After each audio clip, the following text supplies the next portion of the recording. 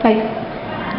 Luis Mari Zuleika naiz, pedagogian doktorea, gorputz hezkuntzako irakaslea eta kiropsikologia masterra. Eta naiz Euskal Herriko Unibertsitateko irakaslea gorputz hezkuntza eta kirol zientzietako jarduera fisiko eta kirol zientzietako fakultatean.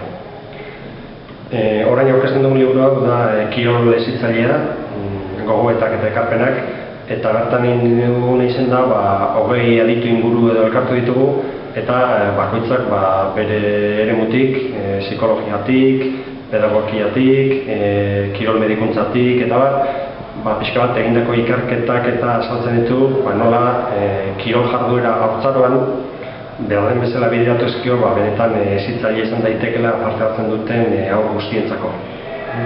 Izan ere, adin honetan zenbaiten ustez, garai batean bezala goi errendimendura bideratutako ikuspegia landu beharko litzateke, gaitasun apartekoa dutenak aukeratuz eta gainontzekoak nolabait albo batera utzi edo.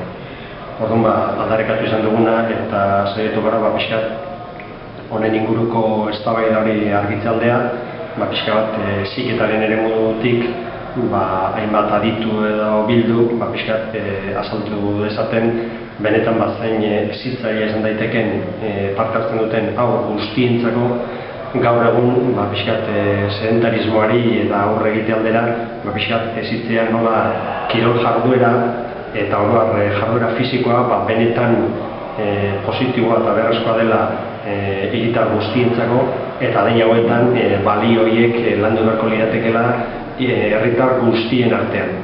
Gerora egongo da denbora beranduago, gaitasun aparta dutenak beste ikuspegi batzuk landu dezaten eta goi errendimendura iritsi daitezen.